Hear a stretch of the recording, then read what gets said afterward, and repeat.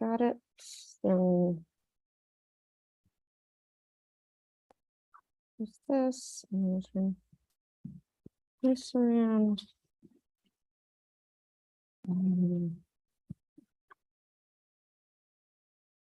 Hi, Will. Hi, Sam. Hey, everybody. I'm gonna just speak up. Hello. Hi, Samantha. Sorry for the delay. We're just, like. So Oh, it's fine. we'll officially call the meeting to order. It is 12:12 on January 25th. So it's a Conservation Commission meeting of 2023. So welcome, everybody.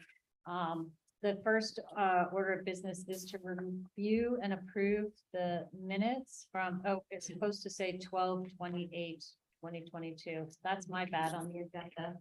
So, the agenda, yeah, no, the minutes were fine, Barb. It was me who didn't put the right update on the agenda. So we want to review the December and approve the December minutes. So has everyone had the opportunity to look at those? And were there any edits, comments, or updates? Yeah, they also need the date updated at the top of the minutes to December 28th. Oh, All right. Can you go liaison report until? yeah, later in the- yeah, no problem.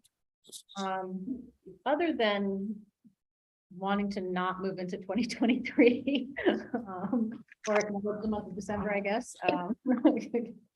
Anywheres as with the content but Barb and I have gone back and forth on a few tweaks already, so I was comfortable, other than not knowing the date again, content.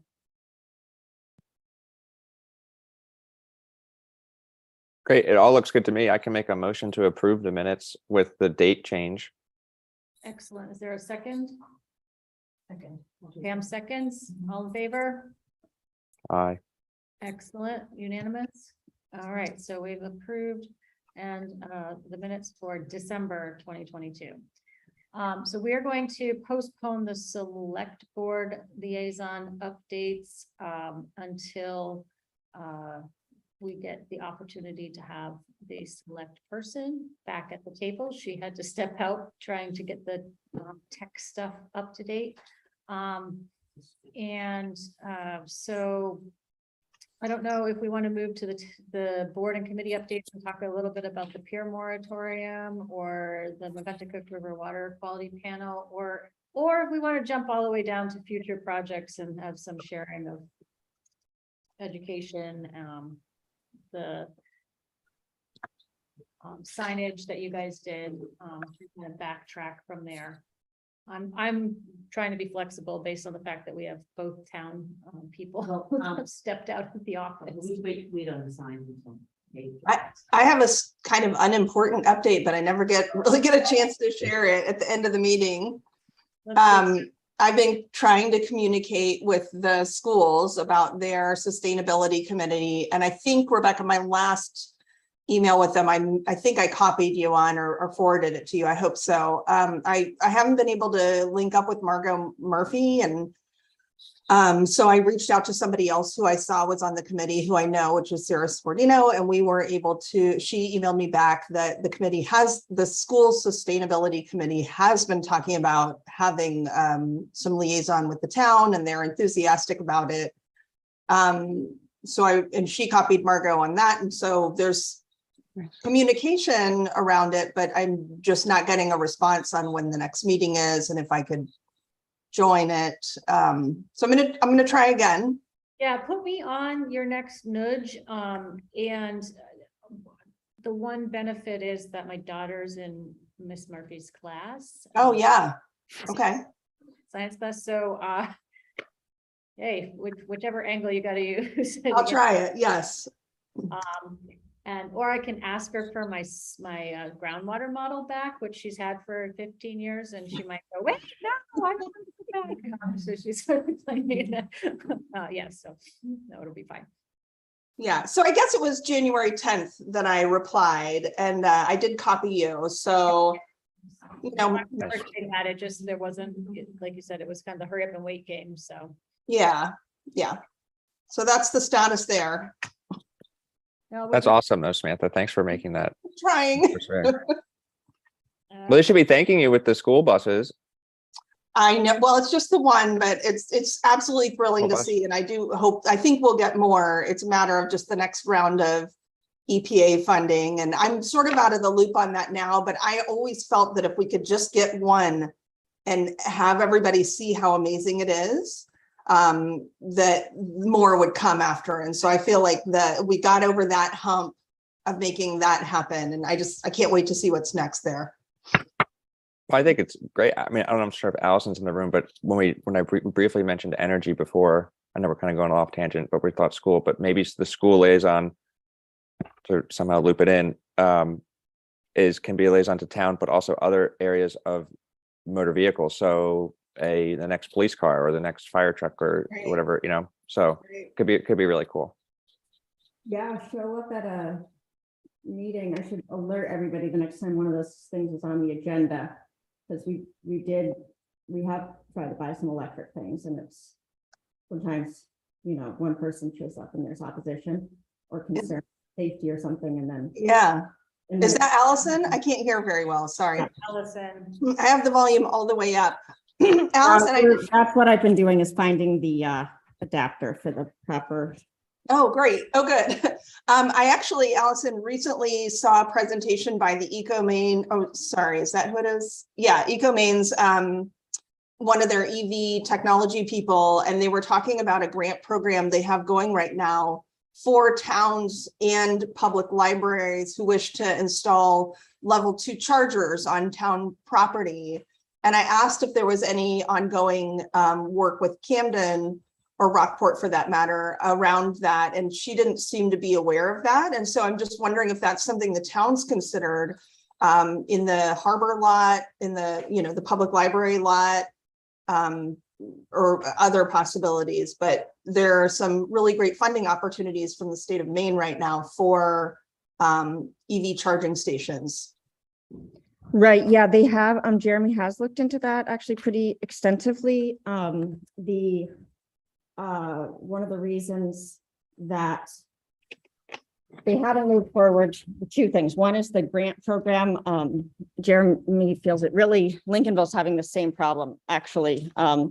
It really wasn't enough money that they're offering. So when towns are going to do it, they're finding, like Lincolnville Select Board approved applying for the grant, they were going to do it. And then when they went to actually implement it, it was significantly more expensive. And then they had to make a decision about whether to ask, go to voters, to ask at their most recent special town meeting. It was a 3-2 decision, I think. And they voted not to ask voters because there was going to be a cost associated with it. Yeah. So Jeremy said he gave them some feedback on making that more attractive. Okay. In the past, we've talked about how the most appropriate place for the chargers would probably be the Knox Mill or public safety lots, because we're trying to encourage turnover in Yeah. the Yeah, the absolutely. downtown lots, but the Mhm. someplace to leave your car charging, like the Knox Mill lot. So yeah, definitely it's always send those grant opportunities that you see to Jeremy. Okay. Fairly on top of it, and if he hasn't seen it, he'll look into it. But Is that Jeremy Martin? No. Yeah.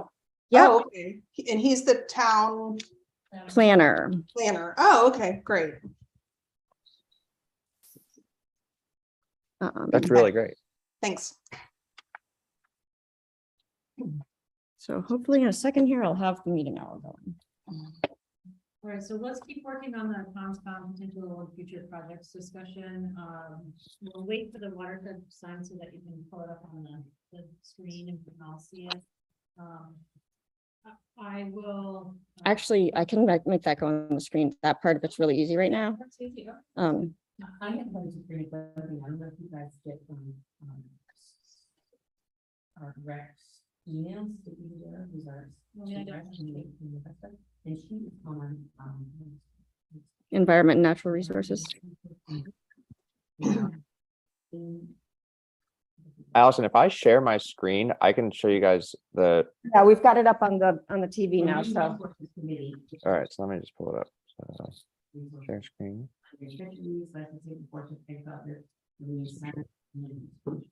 So might be helpful to us and any rain-based business for hope enterprises.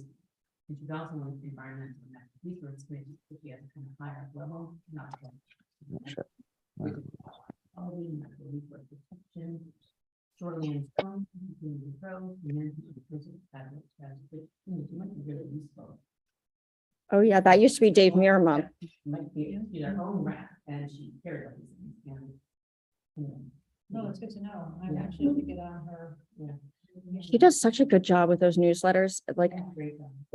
the amount of time that all this takes, it's really impressive what she gets out there. Who are you referring to? Vicky Dudera. Oh my gosh, I agree. Yeah, I just think that's good to keep that in our mind because she's our rep and right on the spot out. Yeah. So I'm gonna jump to the partnership projects with neighboring town. And just because I want to be able to for everybody to see the other pieces. A quick update on the community resilience training that is kind of coming to review the Midwest Council of Governments, which is sort of the regional planning here in Georgia. And they're asking for between 6 and 8 community representatives. Shenley will be the town representative, and I will jump in from the Conservation Commission.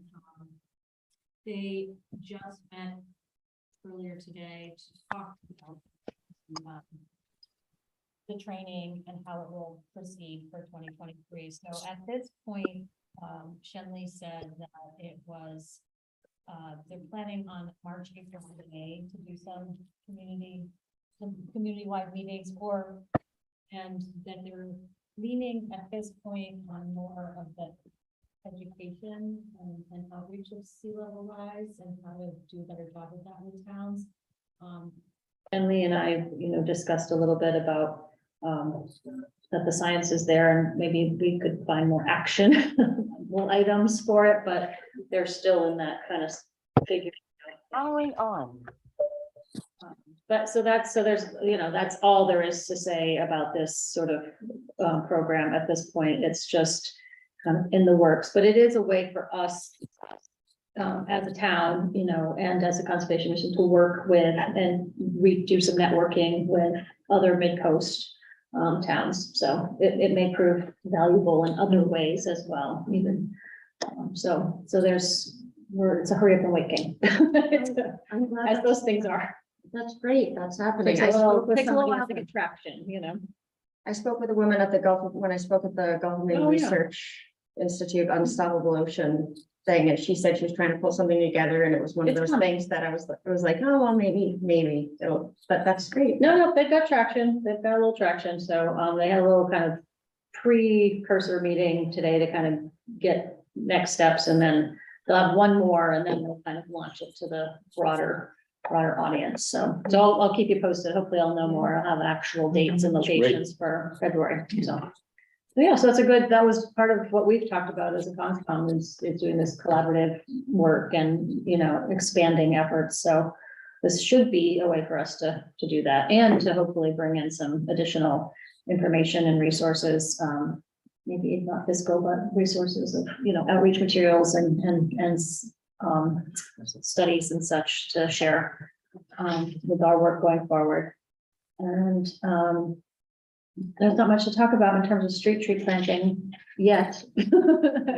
Although I did put it on the list. He's in the budget right now. He's working, yeah, well, we want to talk trees and if he works his way back in the room, I have a but question. Do you happen to know, I asked Dave, but he wasn't sure, of the what's the ones? Good part of French and Ron, what they're called, the ginkgo. Ginkgos? Would you know which types of ginkgos those were, or which varieties? Does anyone know? I can look it up. I do know, but not off the top of my head. I could look it up and tell you pretty You probably quickly. wrong, 3 different types of ginkgos. And there might be 2 different types, but they're the male and they put male ginkgos, so they didn't have the stinky fruits. being produced and dropped in the middle of town. So that was an important piece, of course, RTH played. Yeah, the one thing with that, I should probably talk to Dave, is by the time it gets into the spring, we ought to have this watering situation kind of Oh, under yeah. control. So, the last time we left it, we talked about a trailer, volunteers. Well, I mean, I'm happy to spearhead some of those activities if it makes sense, but now's a good time to be doing that where we're not, in a crisis mode. We got plenty of water out there, but it's not gonna. Hey, Brian or Samantha had her hand up too. Oh, just on that topic of the watering trailer concept, because I remember at some point it came up that somebody threw out the idea that perhaps the Camden Rotary folks could store it. And I'm on the Camden Rotary and I'm pretty sure I can assure you we cannot store it because we're just already dealing with our large tent and figuring out where to store that, and the issue of having members of the group needing to store things. So I mean, maybe West Bay Rotary, because I know they also have a trailer as well. So, but I'm pretty sure the Camden Rotary would struggle with that just in finding a place. We don't have a physical property. Yeah, I think, Samantha, we had talked about storing it at the Public Works. I think that And was- then I think Dave suggested that we might be able to get some money from the Rotary or the. Yeah. To own it. Yeah, to buy it. To buy it. Get some funding to buy it. Oh, right? yeah. I mean, I'm not saying yes on behalf of the Rotary, but we do grants for stuff like that. Yes, Yeah, that's right. different. I thought it was about storing it. Yeah, I think we're good with that. We can store it agree. I over the think the Public Public Works Works is- Department. We can get water there and everything else, but it's the funding that we need to figure out. It's not all that much money, It but. may be too late to apply for a grant from Project Canopy, Canopy. but it may not be, and she really wanted Camden to apply for a grant. Oh, But she didn't, I didn't hear anything this year, That's a project. Project Canopy is a statewide Sheet tree. but community. tree community tree. forest. That is the wrong Project Canopy. Sorry. How about Project Canopy Maine? There we go. I was just gonna see if it came right up, because usually they have like the highlights. Yeah, if you go, they'll say, they'll talk about the grants right up front almost, and with the deadline. Yeah, usually. So there we go, grants. Planning maximum planting. Then It's 2022. So it should be coming up if the Project Canopy is still on track with a similar timing as 2022. Their 2022 grants applications were due in early March. So that would mean that our 2023 grants would be due for Project Canopy in the same time. They're only occasionally do they throw the timeline off. So we can probably expect that this would be a similar, and they haven't posted 2023. So that's promising, actually. Is all that stuff on their website? It is. I can. I mean, I can check it out. I just don't know anything about it. Yeah, I can, and it's a pretty straightforward process, unlike some other It's not a grants. crazy grant application No, process. No, Yeah. The town has objected to past grants, and I don't know whether they're Huh. Project Canopy. The town has to do a little work with it apparently, and that was the. Who knows about it, because it's Carl Johnson. Yeah, So. Well, let's not look a potential funding opportunity let's not dismiss it. I can talk with Audra and see what the hoops are from that standpoint. It could also become a pass-through scenario where. yeah. Because, at least from an admin standpoint, it's a pretty straightforward. Well, if you want to talk to Audra, if you want to give me something to do, let me know and I'll be happy to, Okay, Okay, I'll put that. Yeah. okay, good. yeah, Hey. so let's keep that as a possibility anyways. Thank you, BD. That's good to know. I didn't realize what the timeline was, so it should be similar.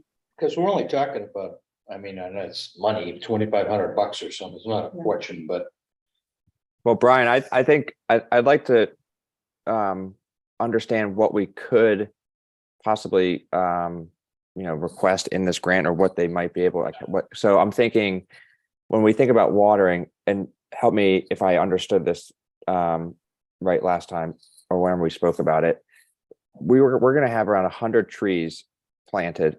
And if we're watering every tree every other day, is that right? Not necessarily. It depends on whether, it depends on where they are. Say like twice a week. Okay, so we're basically doing between on let's say if I'm getting the truck and I'm watering, I'm probably watering 25 to 50 trees a day.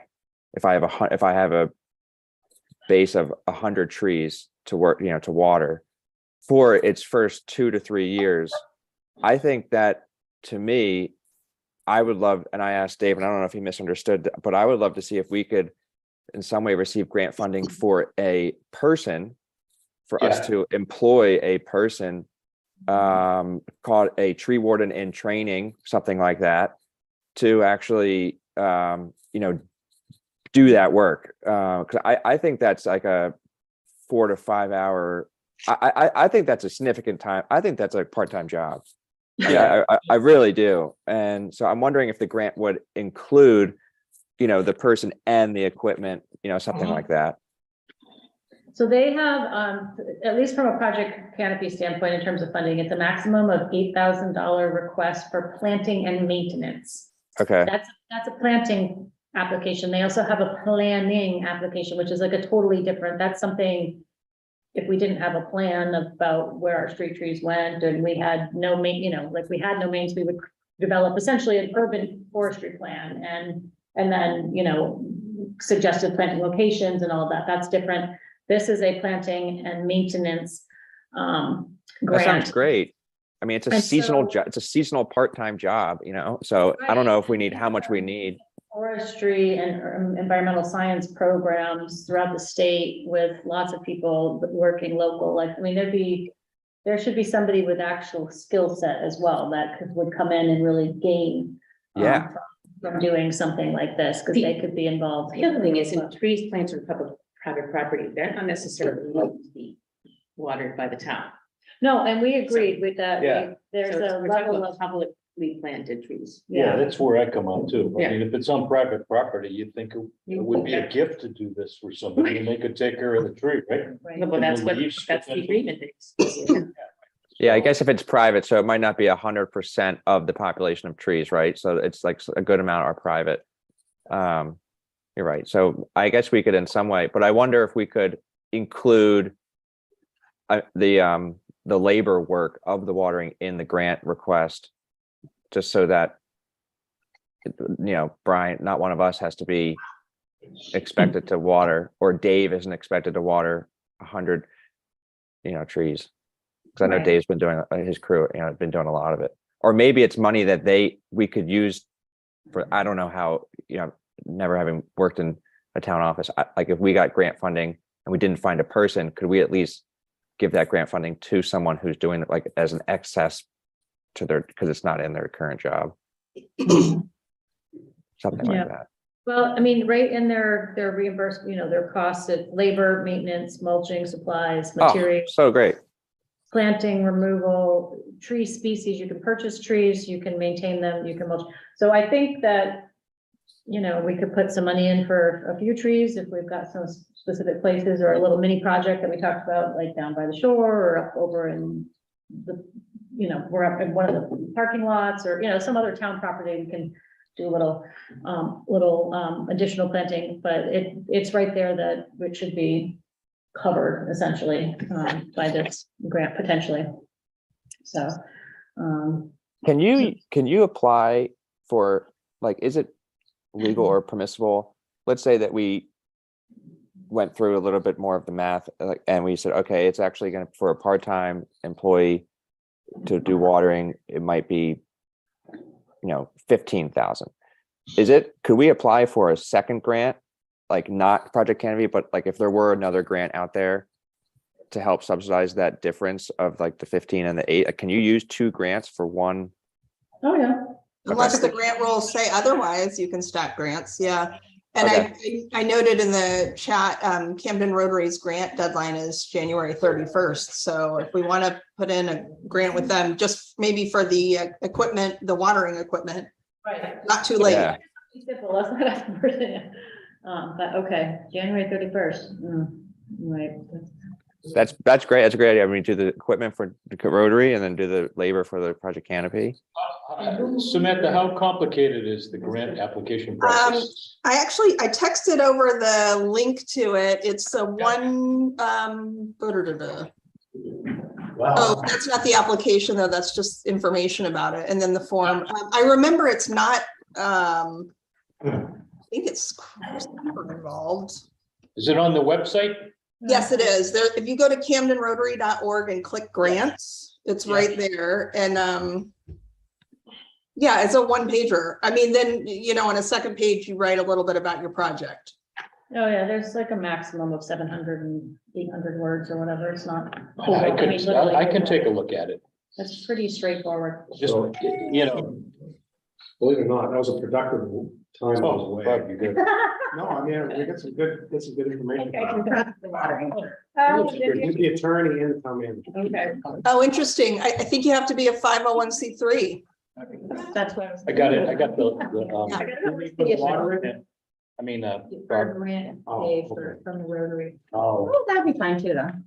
But yeah, we'll work all the angles. why not? All money in. But the thing is with the entity. Do you want to say what Audra said? unless you want to repeat it.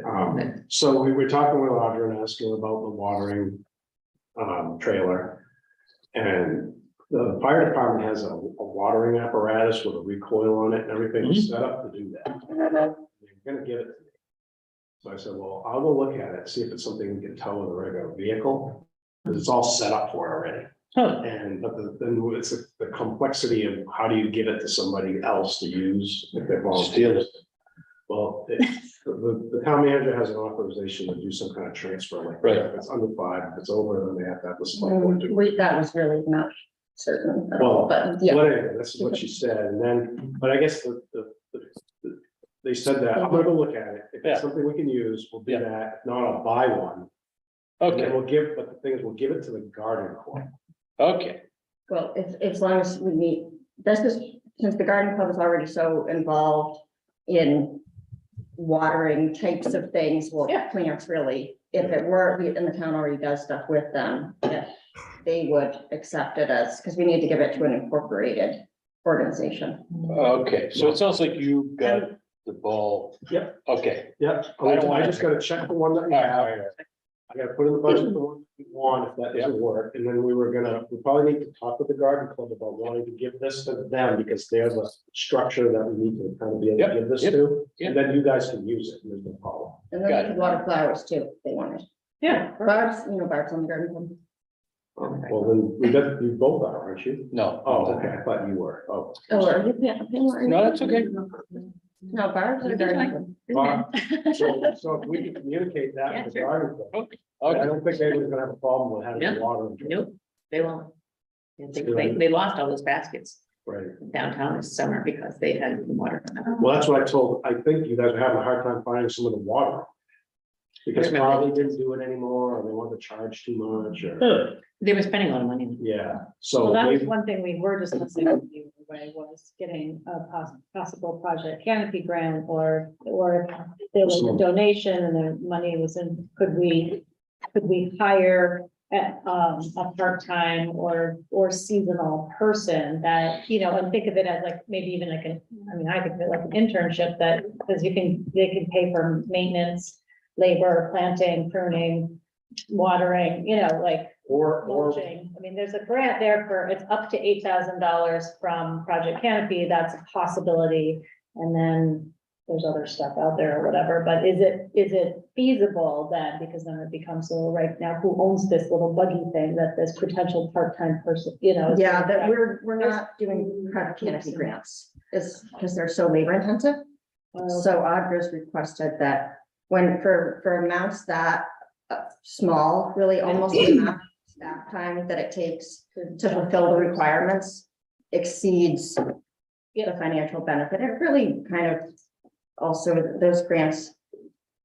It's nice when they can go to towns that really can't figure it out, that really that money is just a little bit more critical for them. Sometimes it's easier for us, Roger says, to not deal with the carpet canopy requirements too. So to just advocate for putting it in the budget. Would it be worth trying to maybe figure out a way to do it within the garden club? Like there could be some money for volunteers that want to work at that want to do something for the garden club. You know, Possibly. you know what I mean? We talked about in the budget, but that was one of the biggest expenses of the entire year, Right. is the watering. But if we can do it, internalize it within the garden club. Because, you know, and have someone, let's say someone wants to do it for garden club, but we pay them a little bit or something to do it, so it's not just not just doing it for as a volunteer. Because I think Will mentioned possibly wanting to do that, on the side, but maybe we can somehow work it that way, where it's not. Dave, I wasn't, I mean. No, I was just thinking, if someone's gonna, like you said earlier before, if someone's gonna like put that much time into watering all this, and I mean, you almost have to kind of not expect them to volunteer for all of it. I mean, it's a lot of water. It's a lot of watering. I mean, it's a lot of hours. And so, especially if we get 50 more trees in this year. So that's why I was thinking that if we can somehow subsidize that through a grant or like a seasonal part-time, intern or employee or something, that might be like and I say this, but I'm definitely not volunteering myself. I think we should. Like if we found like a college student who is majoring in forestry or something that, would love to, or I don't know, with your connection to UMaine, Dave, like that, I know they wanted to chat with you about street trees and salt and stuff like that, like urban, I don't know if they would be interested to like work for the summer, watering. All this stuff, every time we get interns, Yeah. sorry, like we're supposed to kind of shut down this kind of stuff for some, because of the amount of work it ends up being for the town, every time we get interns, and it has to be really carefully considered. It would probably, we have employees, I mean, we can pay them overtime if they need the water. I mean, even if it's a grant, I mean, that's great. If we have the employees and they're willing to do it, I remember Dave saying you typically like this is an excess to their job. So is there a grant out there that we could apply to get money to pay? No, I don't think it's overtime? excess. I think what it is like I've wrapped it into the trash pickup, so they pick up trash 3 times a week. And then once they're done picking up trash, I have them do the water. Circle around it. So it's because they're already kind of, available to do that. I think what ends up happening is when you plant trees, sometimes they need more than 3 days a week and the weekends. That's where the volunteers or somebody else comes in handy. Right. Because I was coming in myself on the weekend to do it. And, really can't expect me to be watering trees every weekend besides, doing my job. Or like during extreme drought times, it'd be nice to have some people Right. on call that Right. can, it might not always be necessary.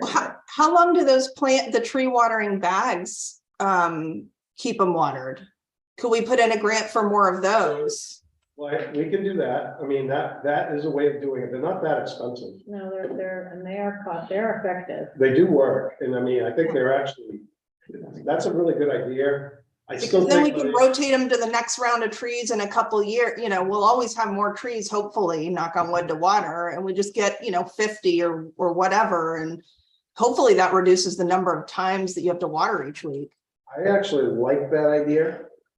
You were gonna do that before. you only- Well, I did buy extra ones. How many? Not enough. I didn't buy enough to do them all the trees though, because we were watering and it wasn't an issue, but I like the idea of putting the bags on all of them. I think that's not a bad. Maybe that's what we do this It's a year. good insurance policy. And then let's think about Yeah, all right. developing at least a list, a volunteer list and a call list or something where we can. Those bags aren't that expensive. The I'll bags just put are- in- yeah, the I'll bags just put in 50 bags in my budget right now. I'm doing the budget right now and that'll help us. And then if we have maybe somebody that could volunteer with one of the trucks or something, we'll be able to, that'll supplement that. Like an emergency situation or. Because those bags last almost like a day and a half, I think, 2 days. That sounds awesome. And then, so does that mean, just so from action, there's no grant filing then? Yeah, it's not enough. They're not that expensive, those bags. Okay. Yeah. The thing is, when you water them though, when you water the trees, you have to really do a lot more trips because those bags hold a lot of water. So you know what I mean? So when you initially, like when we do it, it's not gonna be as quick. They're not gonna just do the watering like 10 gallons per tree. They're gonna be putting, 20 gallons. They're gonna 10 in the. Yeah. 10 in the tree and maybe, 10 in the bag. So you. Right. It's not insurmountable. That's not an issue. But because the flow rate, you can't just blast all the water out. You gotta, it takes time for the water to come out. It's a garden hose. Yeah, so, it reduces the labor by double. You start looking at the time it spends to water 50 trees, it takes quite a while. It takes- Yeah, Yeah, because you're just you're putting 10 gallons on every tree. Yeah. Faster, a Huh? lot faster to fill up those bags than water the tree. Well, yeah, Yeah, because if you just fill it up like a bucket, whereas when you water your tree, you gotta kind of. yeah, but the big tank has a hose on it. Oh. So you're limited to by the hose. You can put a bigger hose, I guess. No, I understand that. Well, there's Yeah. still an infiltration rate, so that, and it depends on how dry or moist the soils are, so you can blast it out faster, but it may just run off. yeah. If you did have a little smell on the thing, then Fill fill the the bag, if you're doing a bag. Like, great. We can fix, this is not a big deal. I can fix, this is the minutia that I can. deal Yeah. with. If you need any help from me, pair of hands or me to go do It's got a something. big bee with it, so it's- Yeah.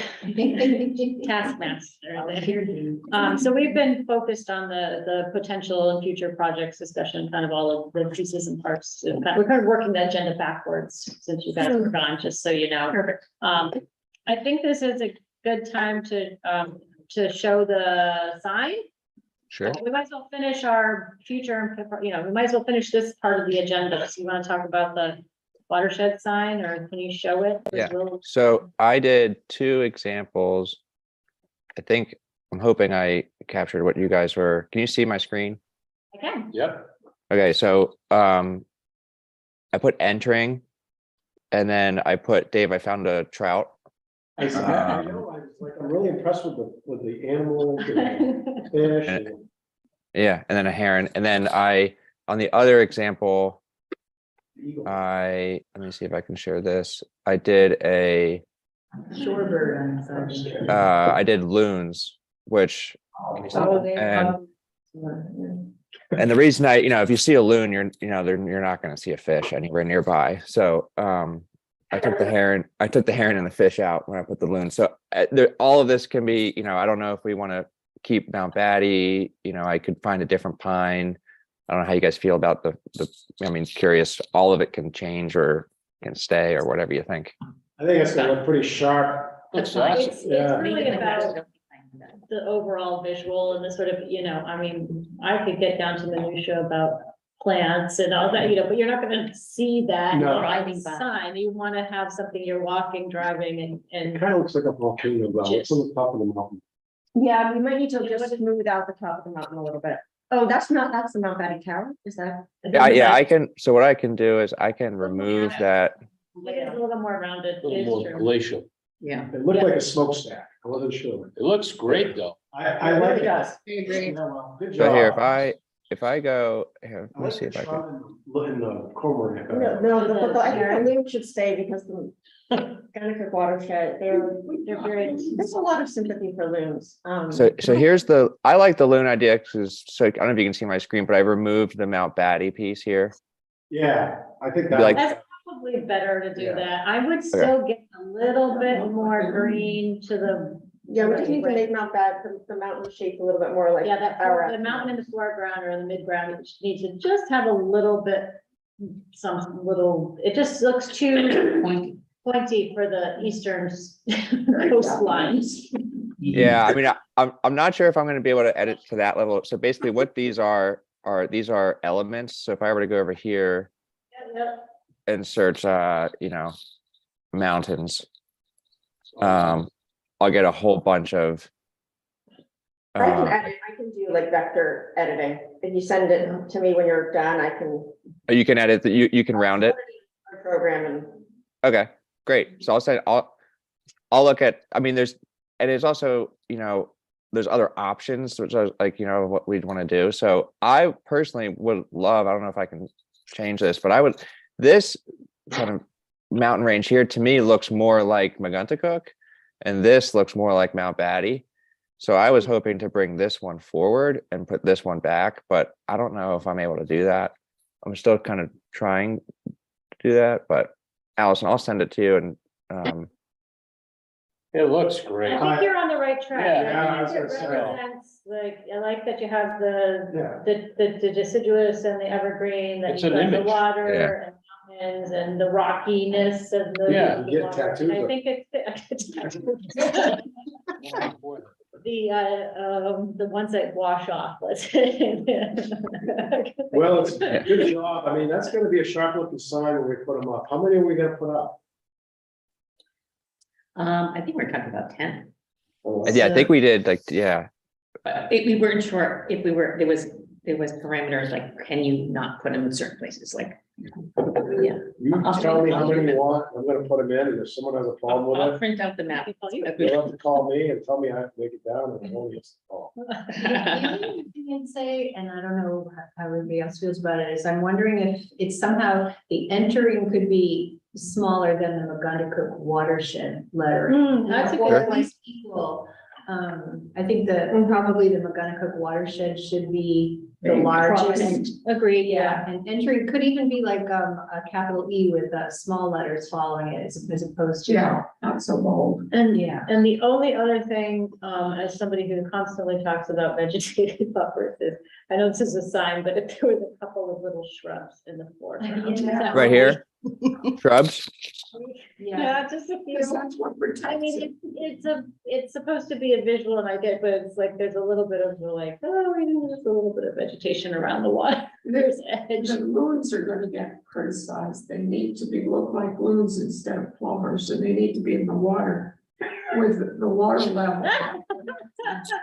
Oh. I don't think it's No, loons are very stuck in people's heads. You don't think that looks like a loon? It looks like it looks like a wading bird. Okay, I think when you did something else there, it made the. You do need to, their wings a feet should little be more- hidden if they were really in the water. Right. Exactly. Plenty of loons around to copy into. I know. Well, I need to just, if I remove the flippers, I think it will look like it's actually, Feed off, yeah, or. floating. It's just the flippers are, so I can actually crop that out. So it looks more like, this guy, Right, exactly. okay, so I just want to make sure I'm hearing everything though. So the loon, what work with the loon? Are we working, do you like the loons more than the trout and the heron? And moons, I I don't don't know. understand. Make the trout jump, off to the edge. I think that's fine. Yeah. Yeah, that's good. Just put the truck closer to the waterfall. Yeah, exactly. Push it Oh, push it back. We put it up here. Yeah, there you go. Well, a little bit, yeah, Something like a that. little bit to the right, maybe. Yeah, there you go. Something like that. All right. They well, ju- we can spend all our time on this. All right, but no heron. And then I think I heard to lowercase, like the capital letters. Less bold or smaller font and large, there you go. And then the Maguntacook watershed, more in bigger or like that. You can make that bigger letters. somehow. Make it a little bigger. Oh, bigger. Okay, bigger. Yeah, definitely. Bigger than the entering part of it, I think. There you Okay. go. That's good. Should it say Camden name on it? No. Oh, Because of the watershed. Sorry. Okay, so no heron. Okay, no heron. And shrubs in the okay, I'll work on it and then I'll No, because I we're mean- gonna let the town of Hope and Lincolnville or other, or Here's mine. Lincoln buy these signs from us to, or buy their own signs that look the same thing and they. make it extra. Camden, Maine, it's all ours, the whole watershed. Sorry. anyway, thank you all.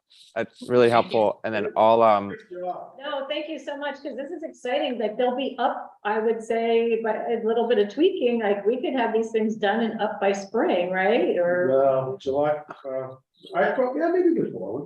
summer, I mean, but this calendar, I mean, like a project done, like designed and done and implemented, right? That's awesome. Well, that's the. I have to get everything done really fast. Oh, no. I don't know how to make, I don't know who makes street signs. I'll just give me the picture when you guys are done, I'll get the sign for you. Okay, great.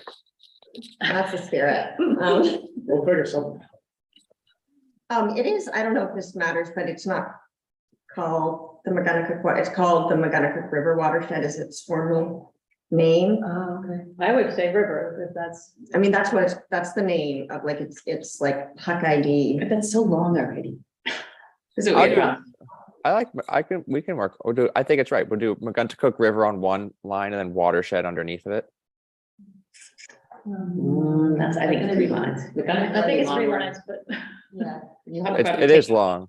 It's a tricky thing because the, also river is such a smaller word than McGonagall. Watershed's different from river. It's- You could put McGonagall, and then you put river, maybe just in smaller. But it is a lake, not part of the watershed? No, it is, Oh, it it just is. drains to, it all drains to McGonagall River. I mean, really, then there's The lake is we're part of like the Penobscot Bay watershed too, like the Huck, there's like Huck 12, Huck 10, Huck series of. It's Lincolnville and Polk as well. Right.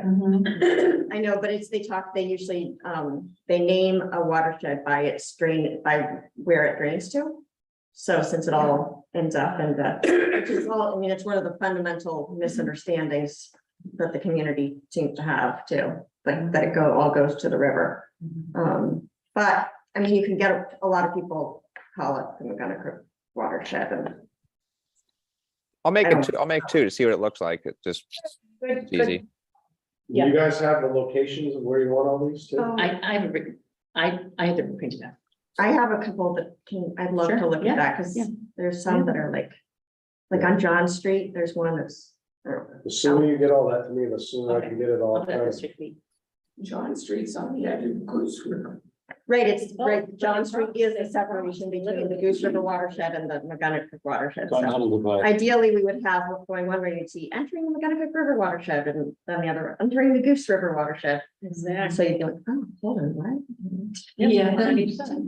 Yep, but that'll be next, that's one thing. Yeah, yeah, no. People I think it's good. Yeah. I think it's good. And then related to that, can I just say, I noticed that we used to have, I found some old photos where, you know, how a lot of the time when you're driving over a river on a road, there'll be a sign that'll say, Kennebec River, Yes. so you Yeah. know that you're driving over a river Yeah. that Right. has a name. Or the streams. there we used have to be, streams, right. so possibly- I like that too. So we used to have one downtown. I found, somebody posted a really old picture the other day.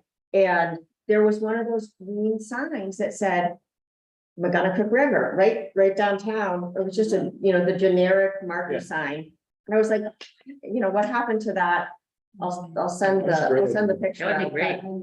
but We could do Yeah. that in more places, just Right, to. awareness. So it only crosses 4 streets, Perfect. Yeah, I mean, that's, Signs. but you could do it from both directions. so the Okay. best thing to do is to do all these signs at once, because Okay. they ship them all to me at once. Okay, Yeah, I mean, we've got Mullen, no. Can we send a list out that we can just share with each other and then Yeah, yeah. make sure that we get, we'll do like a little spreadsheet, the Mhm. name of the river or stream, and then the crossings, like the wherever we could, and then we'll just choose. Eventually we could do all of the little brooks. Cause we don't have to That'd be get, so great. And then we could name the ones that aren't named and adopt them and. here she goes. I'm gonna say something, I don't wanna get my head bit off. Oh, okay. Should we have another sign that says something under the watershed that says, we, help protect our resources? well, Phase we two. started with, say, what was Keep the it clean, keep it clean. But McGonagall's a long word as it is, and we're trying to say a I'm lot. not saying I want the same sign, I'm saying, should there be like a separate? Well, but a lot of other places who did that said, keep it clean. Well, I'm you know. also, I'm thinking like, I don't know if this is right or wrong, but if we did these little river signs, so I'm thinking of specific river signs identifying rivers, I think it's brilliant. And if we had like, I don't know if this makes sense, but the size dimension of the watershed sign would be a bigger sign, like not a speed limit, but something like that, where the river and brook signs would maybe be like a smaller, Like a parking sign, no parking. like, yeah, like a smaller one that would say like, because, it might be, I don't know, the top might say, McGuntacook River or, something stream, and then maybe a little river diagram. And then underneath of it said, help protect our resource or, you know, maybe we do it there, keep it clean, something like that. So should I make like a mock sign for individual rivers with something like that? Like something, but might be a little bit different then, or would we use the same sign or No, it would be just basically the words. I Yeah. think it's just the words. I think just it's the words? like a street sign, but Yeah. it's a Okay. street or a river sign. and- Crossing, Yeah. And I think that's super bad. I mean, even a on the really good highways. idea. You go up Route 1, Yeah. and you see them, Kennebec River, and you know, Yeah, they're kind of obvious, some of the bigger ones, but it's a really nice idea. like you wouldn't know what that river's name is, but that one time you drive across there. Yeah, right, exactly. Yeah, it's kind of nice. Be nice if there was like a little, I'm imagining for some reason I just have the color blue. There's like a blue sign that has it in white writing. Yeah, but it's like reflective and, you know, like it's like a street sign, except. Let me, it's a river I'll find street. and send to everybody what used to be there. Sometimes it might. Or you can go through Also, Belfast. and see Well, that. you could spend a minute in the Google images too. I'm Images. playing around in there now and you'll see if you type in like river watershed signage, you'll see some different thoughts just to be inspired, you know. Yeah, that's great. Okay, well, this is awesome. Yay, I felt really bad that we didn't get a lot of future projects stuff discussed last time. I mean, we had other priorities, but now I feel like we're gaining good ground. Do you want to talk a little bit, Will, about a March, April-ish get together at Flatbread? Yeah. And make an agenda, or do you want to put that on a more formal? I mean, my list? thought, yeah, I'd love to just, I mean, I noticed there was, I mean, it seems like there are a lot or a number of, and I'm just learning of these organizations or community groups that, so I'm wondering that if we create our own of this, like Camden Conservation Conversations, and then host something like, you know, and push it down and we can have like a full meeting, just maybe to talk about that, or a workshop to talk about that.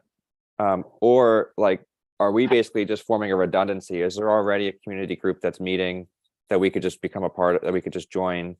I wasn't sure what all you have attended, and just trying to see like what so I want to try to recreate the wheel if we don't have to, but if we want to create the wheel, then I think it sounds great to start something ourselves if we feel like it's missing. Well, there's the climate happy hour that's been happening every month or two. It had been at Flatbread. It was somewhere else last month, and it's local people, including Brian Robinson goes sometimes.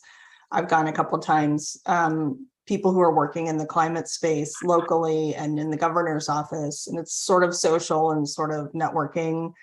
And it might be, I mean, I don't know if it makes sense that we would do something similar to that because it's, might be a similar group of people, or if we want to do something more like a more daytime meeting with actual Conservation Commission people from other towns. Yeah, maybe we do. I just want to make, exact. I think I'd like to understand, maybe it's a future planning discussion, just to make sure what we do when we plan it is different than what's already out there. Yeah. I think that'd be great, Allison, if we just kept it just a conservation Christian town, and maybe that already differentiates it. But I just had this kind of secondary thought because I just want to make it valuable if we, I don't think, to Rebecca, to your point on like urgency, we could totally push this out. Yeah. And it could be April, May, I don't know, it could be June, whenever, March, who whatever works. Okay. All right, well, let's just keep it on the table, on the conversation, and see how it unfolds. If we get enough partnerships, collaboration, traction with different, outreach, or different, just. Could it be more encompassing, maybe? Like, I'm thinking, because Nancy, I talked with Nancy Calder Johnson. Nancy Collins Johnson about trees, and we're gonna talk about that, but she was suggesting something like, I'd really like to see like a solid waste education thing on how to recycle. So kind of what I was thinking was, if we're creating this kind of networking thing, we could have topics Like, it could be like, well, learn how to recycle at the transfer station, or it could be, We could host all of them at the transfer station. Yeah. well, I don't think everybody want to go to the transfer It's station. like this huge Oh, area no, that's that's like a available. community place, man. People know where it is. No, but my point is, it kind of diverges a little bit what you're trying to do, Will, but it's like, maybe it could be more encompassing of like environmental or topics, you know what I mean? Well, I feel like that's, I think, when we first, what inspired it in the last conversation was the waste facility, because it encompasses all 5 towns. I remember you saying that it's somehow, because it's not on any one particular town's,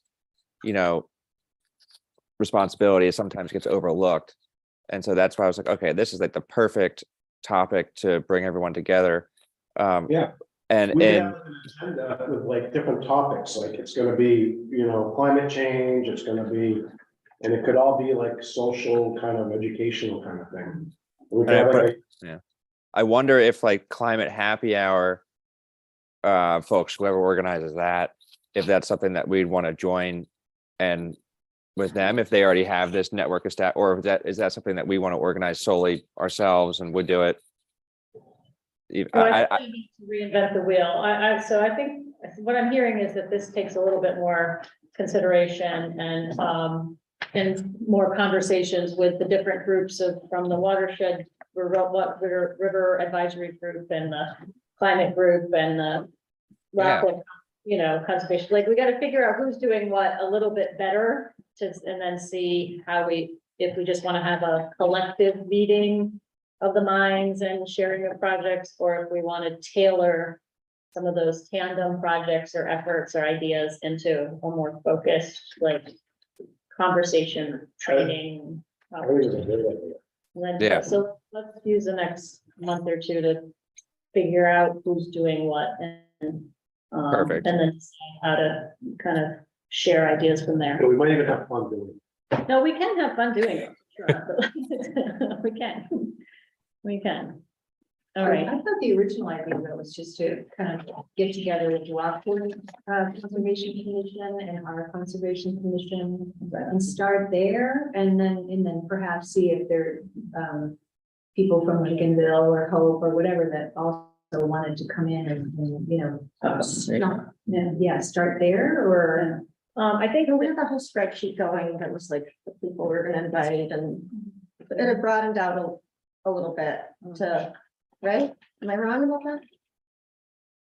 Yeah, no, I think that's great. I did start, I think, some invite list where I'm hoping people can edit it, but if not, I haven't been back in since.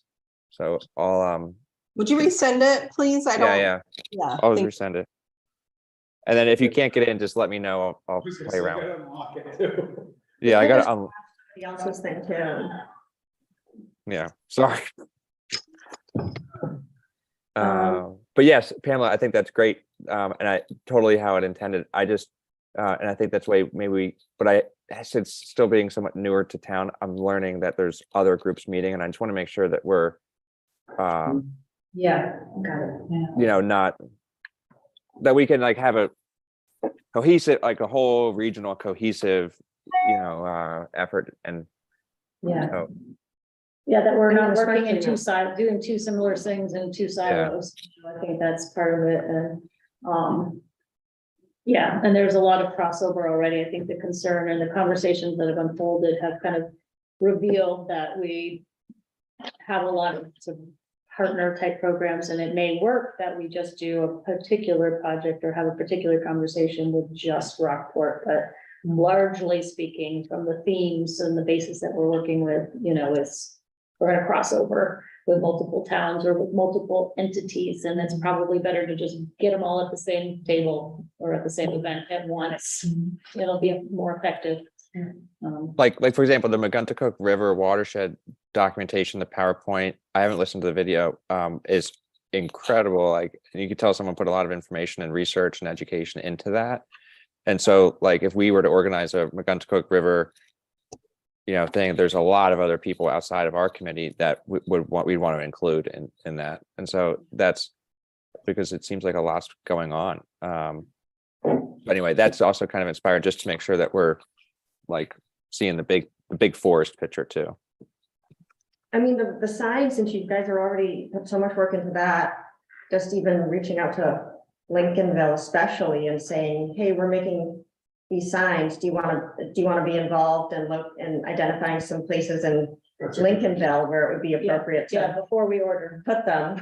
And then, I think we or should even, go in- with or those. even, you know, even in phases, if we order them later, it's not the end of the world. Yeah. Either, but it just makes sense with But share, Lincolnville do the same. right now, like, hey, we're doing this, do you want to do it together? Exactly. Yeah, sounds great. I think we should make those signs just the way they are right there. Yeah. Oh, the ones white that, and black. yeah, not everybody can see the, Can you send that to us? sure. Okay. I mean, 'cause- Complete with the guy and the flowers and well, no, I mean, I was thinking Yeah, that just actually. just put the sign back the way it was before, you know, just, and then we Exactly. can, then we're doing something that was already, Exactly, already, Restoration. right, right. that's what I was thinking, and if anyone ever says anything about it, I think everyone will like it, first of all. Yeah, Oh, I can. definitely. And that's the sign you usually see when you go across a bridge or something, Yeah. that's the kind of sign you see. Yeah, just copying this. I think copying that one, It help people realize when they're downtown, the crossing. yeah, Right, a lot of people don't even know that. When I was What's talking going about on? the Main Street Bridge, what Main Street Bridge? Oh, Well, yeah, that's so just many it. people That's don't what know the there's a Main buildings- Street Bridge. because the buildings, you can't see the river when you're driving by, you don't even know it's there. Right. Yeah, I was like, oh my gosh, we had that, and then it just left. No, I like- think that's great, and I think it can be just the black. Just exactly that. like fine. That's exactly what it should be. Border and. Yeah. River, whatever stream, whatever river, whatever And stream. then we can put it wherever the road crosses the river. Yeah, I was looking at it. It's like, if you do it in both directions, it's like 10. No, That's easy. That's great, that's awesome. Yeah. I mean, I don't know how you guys aren't distracted by the Vanagon in the back and the wooden. I totally It's so, it's such a cool photo. I actually like the photo too. Yeah. Yeah. All right, well, this is awesome. I feel like we're gaining some good ground on projects. The one thing I wanted to mention on extended watershed protections, that's the work that we're doing with planning with, well, it'll be Shenley, their new assistant town planner. I met with Jeremy, I said in November, I don't know.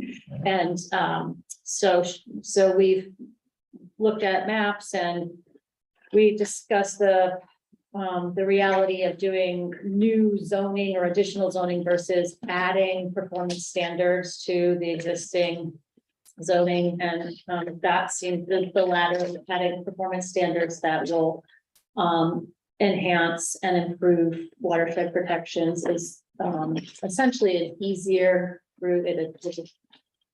So Shelly and I are tasked with that. We met again today. We're going to start looking at other states because there's not a lot of precedents here. We're going to look at here in the states, but some other states, and to figure out where we can sort of adopt or adapt some specific standards. And then meet again with Jeremy and Clint to work out some details and make sure it kind of makes sense before we move it forward. So I'll bring, actual standards to you. It'll probably take another couple of months. I don't think we'll have it fleshed out. And that was for what again now? For improving watershed protections on Oh, okay. wetlands and streams and. That's what I was, that's what, Places and spaces where the shoreline and or NERPA are kind of. Right, and our non-shoreline zoning delineated streams, like McGonagall and a few of And then- them are, I was surprised Springbrook has shoreline, Only, yeah, but there's some places and spaces where there's but clearly Deersbrook has nothing. nothing, right? So because they don't fit a certain map, or we haven't identified a particular soil, or we haven't put a particular setback. So those are the sorts of performance standards that will help protect really sensitive sites and areas going forward. Hold on, you want to go for general performance standards rather than map revisions with, But we might do both, but we thought performance standards was the first step. But we'll see, let's one thing at a time.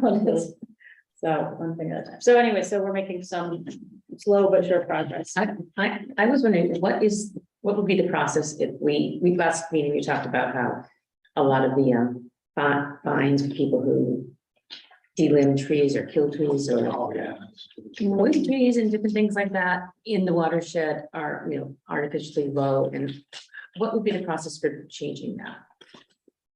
So there are two things. One is there's the shade tree ordinance, which deals with that's really been the majority of what's come up is the illicit trimming of public shade trees. That's our shade tree ordinance, which goes through very specifically and says the fine is $500 for a tree and $250 for a bush, and so that we can change pretty easily.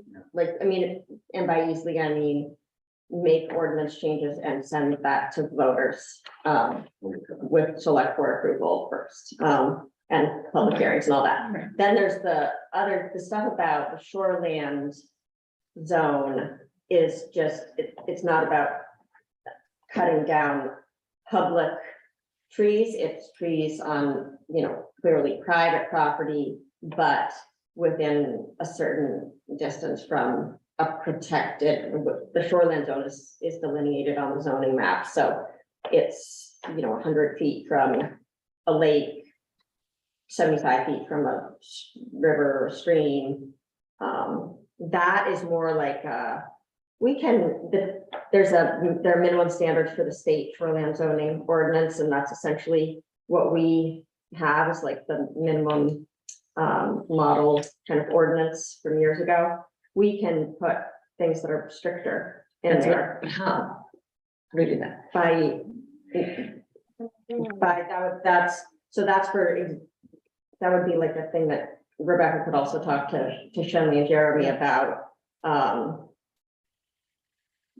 But it requires amending the shoreline zoning ordinance rather than, but yeah, Not a bad thing. no, there are other towns that definitely do it.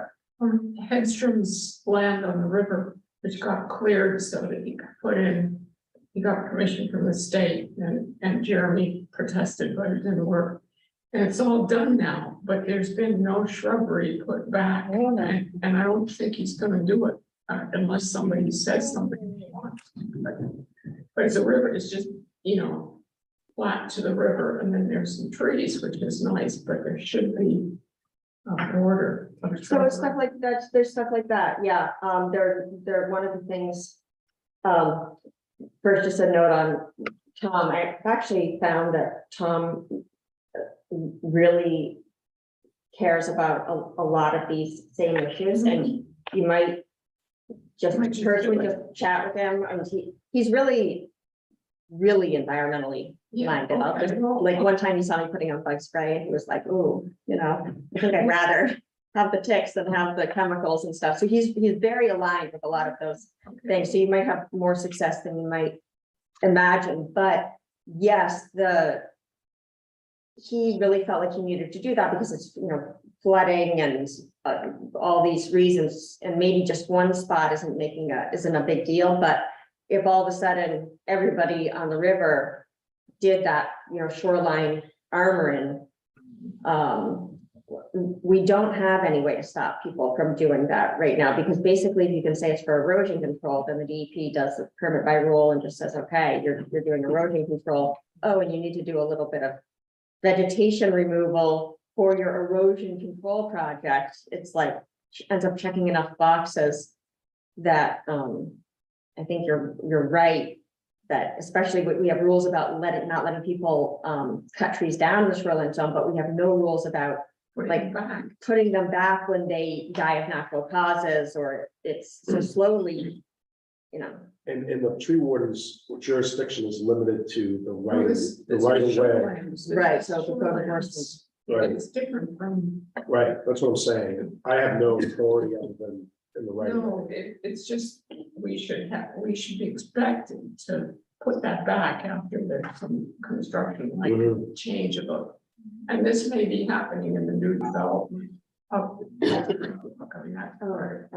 but I don't, they're not gonna be allowed to do that, and we can, we can talk about that a little bit, but, they shouldn't be allowed to do armory in the Spring Brook, but we could do, and I tried to make a moratorium, the pure moratorium extend to like all shoreline armoring, or hardening, because we don't have standards for it, That's what we need. We do, because people are just, especially along the ocean, people are desperate to figure out something and they're just putting whatever.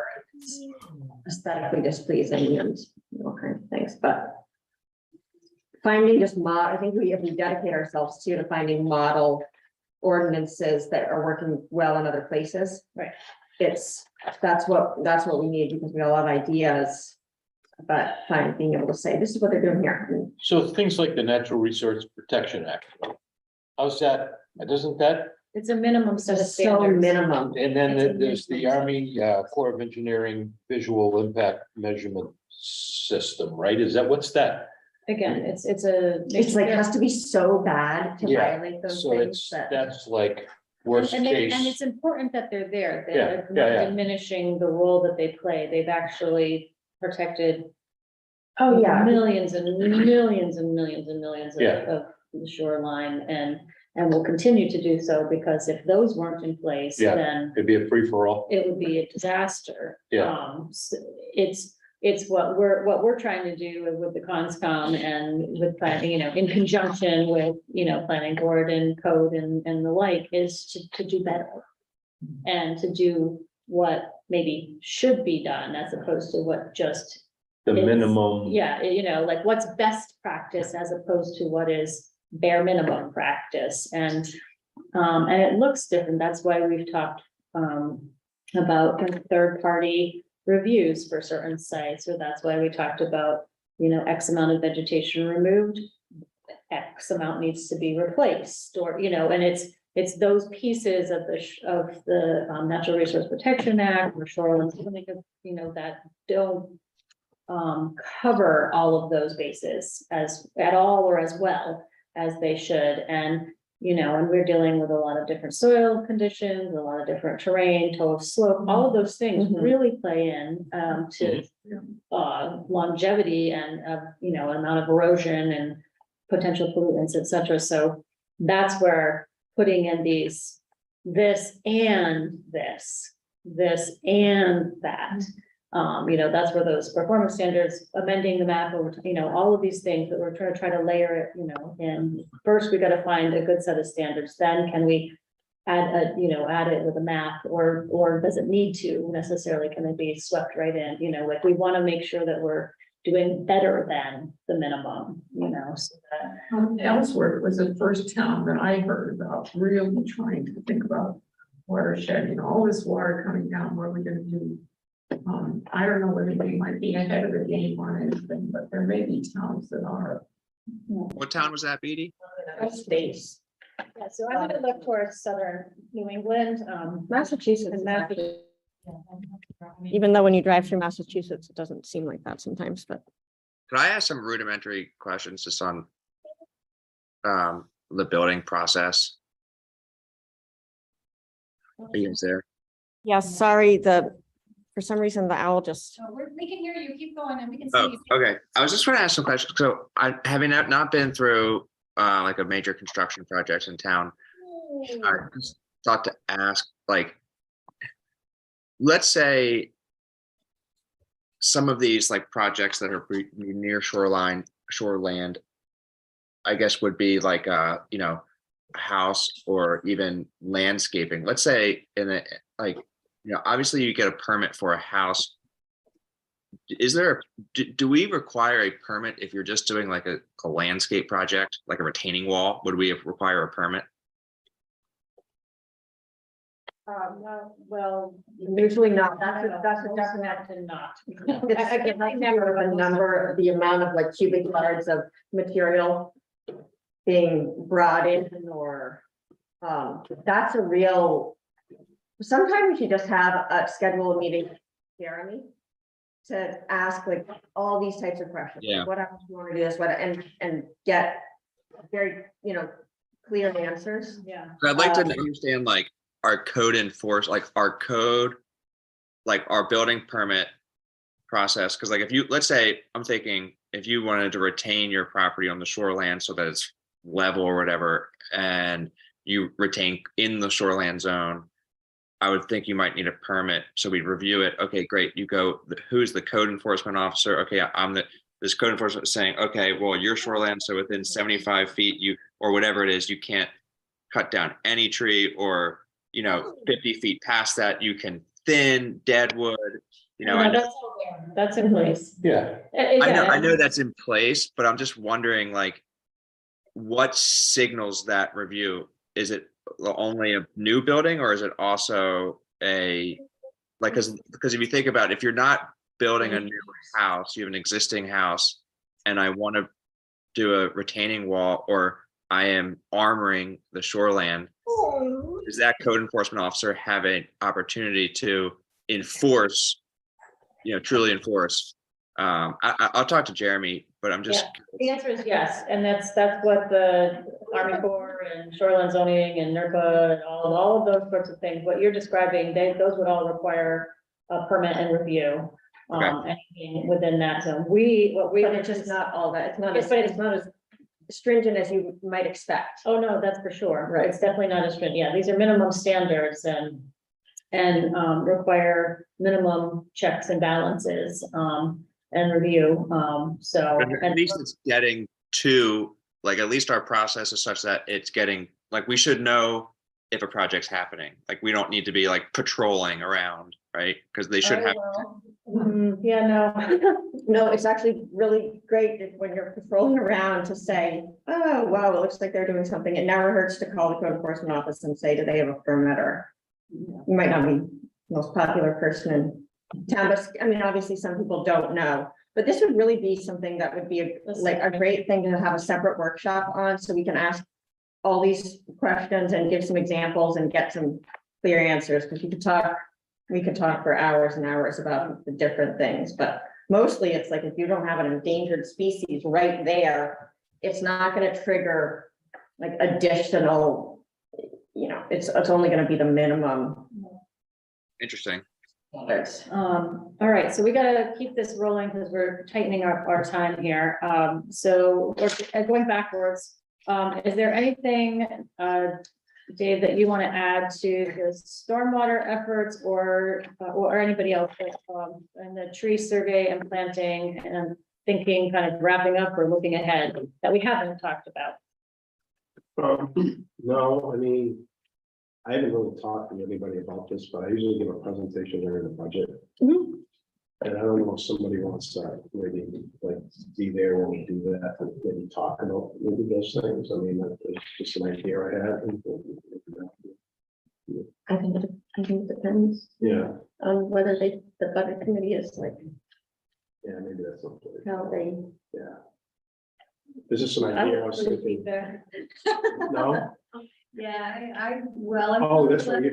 Yeah, years, and it seems like it's bringing up issues is in the, unless it's directly related to a number, is kind of not, there's not a lot of room for extra discussion. Sometimes they're really in a hurry and annoyed that Yeah. presentations are going on too long. So I guess I have nothing to say. Okay. All right, did you get the list that Pam and I sent from, with new tree suggestions? Yeah. Yes, Sounds good. there was 3 trees, right?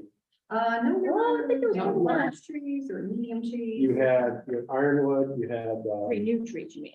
Or- yeah, I think, Oh, for new trees? Yeah. For trees that you haven't Yeah. ordered yet. There was the hackberry. the hackberry, This for a large tree. Yep. We had red oak, medium trees, my printer was.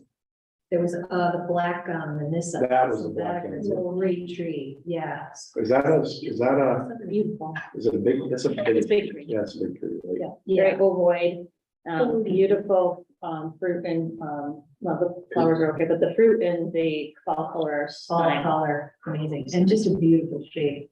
Yeah, doesn't like to be moved around though, so pick a spot and leave it. So I have to give the person that orders our trees, our tree order here shortly. So I'll put a list together and I'll kick it around maybe. Perfect. It's high tide right now, it's a 12-foot high tide with a little bit of easterly winds. I'm kind of curious what's going on down in the harbor. Yeah, that means she's getting itchy feet, she's good to go. Look really quick and see if it's overtopped. Great. Didn't you do your report? And then, so then did anybody get a chance to look at the Macatuca River Water Quality Panel information? I confess I have not. I was very good at sharing, but I haven't I kind of just started to, I haven't had a. Yeah. either. okay, fair, then we'll regroup and talk anything that we might, oh, sorry, Sam or Will, did you get to look at anything? I mean, I looked at it. I don't know that I have comments. That's I fine. skimmed through it. I just was generally speaking, impressed that a group I wasn't aware of put this much effort into something that we've been, and I'm just new learning. It's not anything that I didn't know about it. I just was impressed that people put this much time and attention, because I know we've been chatting about the NOAA, like doing a model, so to speak, like a watershed model, and the graphics in there. I mean, it's not a 3D, it's not a three-dimensional model, but the graphics in there are quite, compelling, and shows in some way a modeling effect of where the water flows. And so I was really pleasantly taken by the amount of effort that was put into it. So that's FB Environmental's Laura Deemer is their water quality person. They're working with the town for the coastal resilience grant, and kind of looked at I assume some of the graphics are, and some of the information and stuff that's been generated from the previous grants that we've gotten, and they're doing a really good job like compiling all the different information we already have. They immediately came in and said, when they did sort of a gap analysis, they felt like we had much less water quality data than the average watershed. We've done bacteria testing, but not the temperature and salt oxygen and some of like the key sort of vital signs of any water body. So they, that's definitely something to continue to watch, and probably try to share that stuff that McGonagall River Advisory Committee is doing. They're kind of generating questions from the community. And it would be a good thing for this group also to be sending questions to that committee, because they're part of what they're doing is basically like figuring out what questions does the community have about the watershed, about watershed restoration, about dam removal, fish ladders, anything that's come up through this project. And then FB Environmental is the professional organization that's supposed to be getting, answers that the community can have confidence. And so sort of a second group that's looking at all the stuff that Interfluve is doing, and then, whatever other information exists, and then being able to come back to the community and say, okay, you have these questions, this is what we know, this is what we don't know, so it's a great way to, if you send something to, I think it's McGonagall, there's an email. Oh, yeah, it's in part of that, I can forward it to you guys. And there's a newsletter that they put out that says, this is the email. Right, and they're having another Zoom meeting where you can ask certain questions before. The next meeting is the 21st of February, so right before our next meeting. Oh, well, it's all gonna be on Zoom too, and you can submit questions. In advance. It's the public is allowed, they're doing a series where the public is allowed to ask questions, and they're gonna be bringing in different experts to talk about things. So actually, that would be a really good thing to try to get out there. Okay. Are they promoting that in the media, or is it just on the town website? Unfortunately, the newspaper doesn't, it was presented at the select board meeting. But the newspaper didn't put anything in there. So it would be good to try it. I'm sure there is stuff on the town website, or they said it would be. But I can forward you the email that invited people to Please get the do. website. Thank And you. you can just sign up through there. That sounds awesome. Very professional. good. Well, then let's try to, at least some of us keep in the loop and share and be good. There was some Q and A too, Q&A at the end of that PowerPoint presentation. I forwarded to it.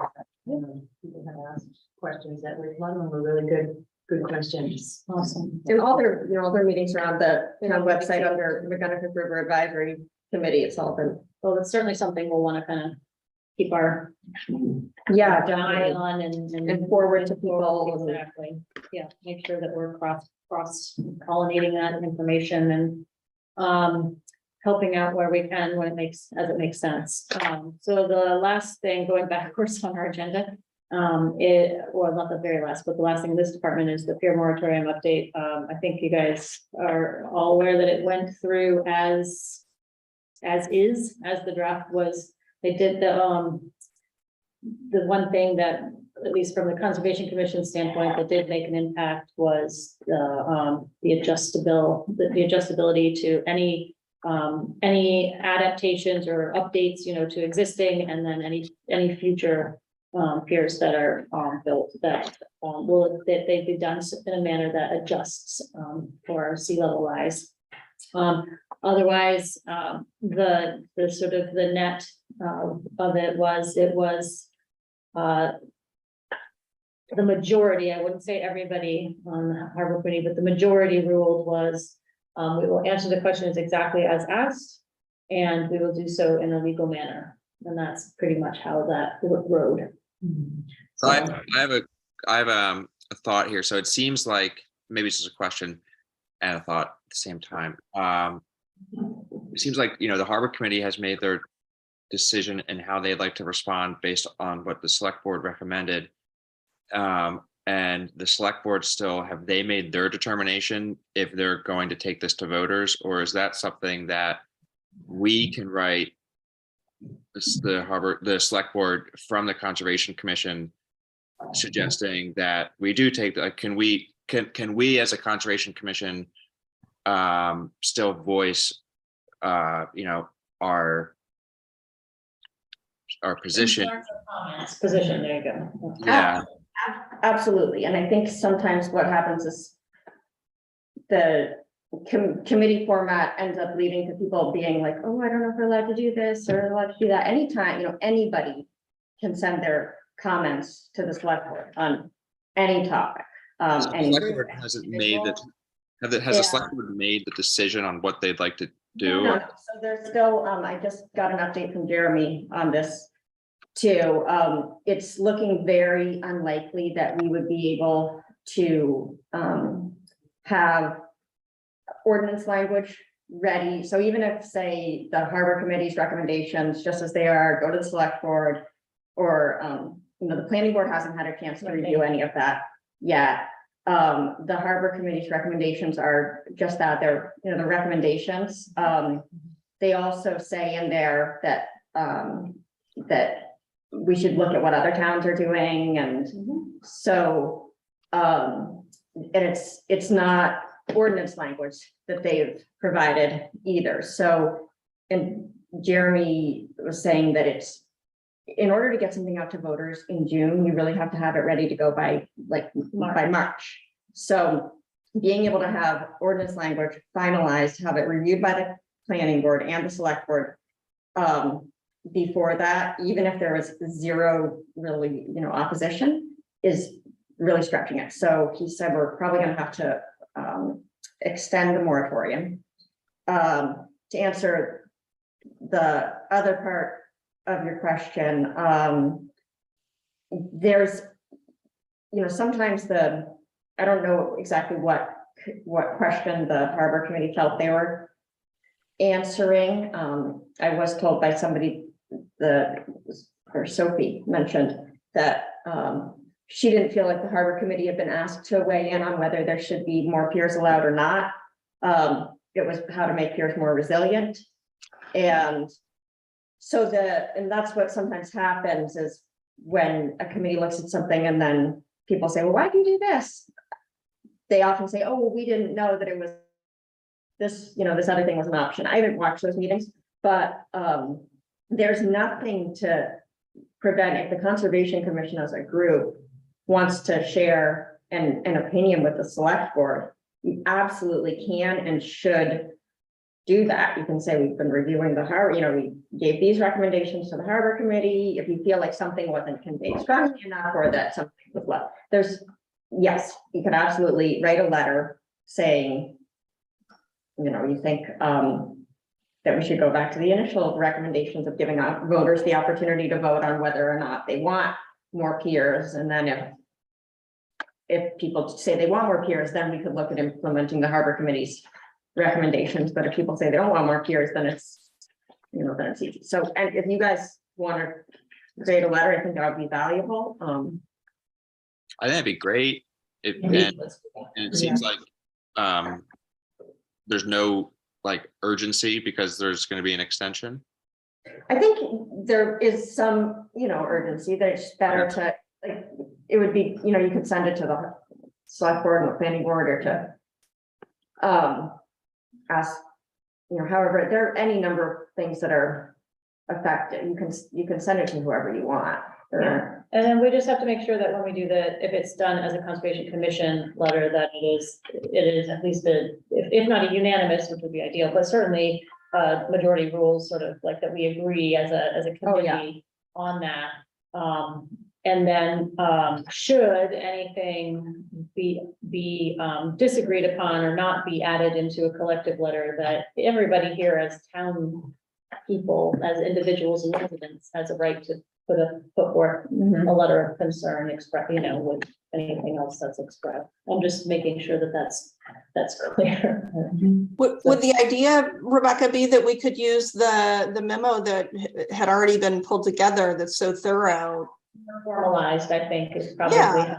Okay, but it's not, I don't feel like it should take a long time, it's not like we have a lot more to think about, right? It's just reworking the memo to make it apply towards the directed to the town board. Or it could just be what you think the harbor committee missed, or. Yeah. One thing I think added to that, when I watched the meeting and I felt that hardly anybody on the harbor committee was paying attention to you. And the only thing that they heard was that piers should be higher. And that was gonna be, oh, really? Okay, yeah, let's make some speed, whatever. And no one heard anything beyond that. And personally, I don't think that's important. I think we should keep coming across as a commission, as a committee, we feel that there should be no more piers here. No more piers. I mean, if it gets down to the nitty gritty, what do you all people want to repair? It's another situation. And personally, I'd like just to see them to fall down at the end of it. You guys think they should be raised, but I just think we don't need to get to that part. I mean, I know I'm in the minority on that, but I think a lot of piers, if they were the private ones, they were just taking piers that were given these people to use public land for their own personal benefit, private benefit. And it hurts the public.